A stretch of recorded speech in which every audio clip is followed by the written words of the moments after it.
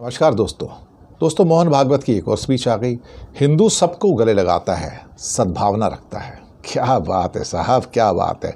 वो हिंदू कोई और है जिसकी बात करते हैं। फिर ये कहते हैं हिंदू समाज देश का करता धरता, सब कुछ सहने को तैयार, कुछ सहने को तैयार नहीं, लिंच करने को तैयार नहीं है। तालिबानी अलकायदा टाइप का हिंदू तैयार किया आरएसएस ने, वीएचपी और ख़ास तौर से बजरंग दल के रूप में।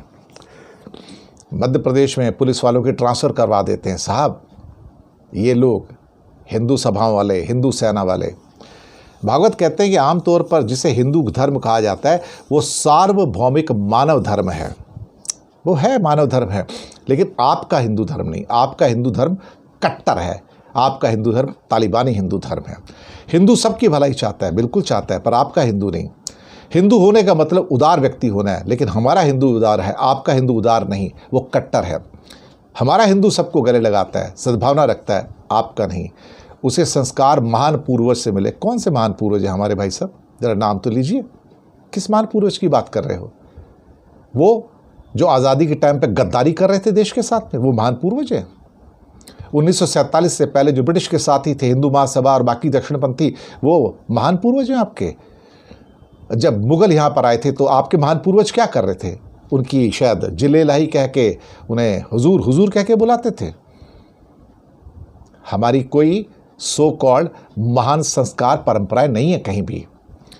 सम्राट अशोक जिसको महान मानते हो, वो भी लाखों लोगों को मारकर हत्यारा, उसके बाद राजा बना था वो, तब बुद्ध का भक्त बना था वो, लेकिन हत्या तो कर चुका था ना।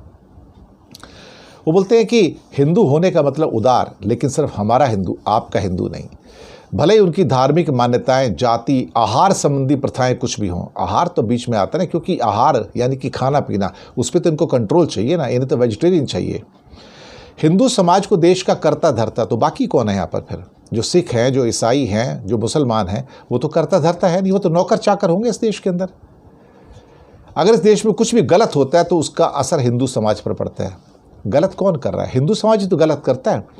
बच्चियों के साथ बलात्कार कौन कर रहा है? हिंदू समाज। हत्यारा कौन है? हिंदू समाज। अपहरण कौन करता है? हिंदू समाज। आप देख लीजिए, रिकॉर्ड उठा के देखिए, अधिकतर सब हिंदू ही हैं उसके अंदर अपराध करने वाले। साइबर फ्रॉड कौन कर रहा है? अधिकतर सब हिंदू कर रहे हैं। तो करता धरता तो है ना, सारे फ्रॉड करने वाले हिंदू ही है ना उसके अंदर, 75 से 80%। सेवा करना नहीं, मंदिरों में पैसा लेना है, लंगर ही लगाना। सिख लोग लंगर लगाते हैं, ये पैसा खा जाते हैं। अगर देश में कुछ अच्छा होता है तो हिंदुओं का गौरव बढ़ता है।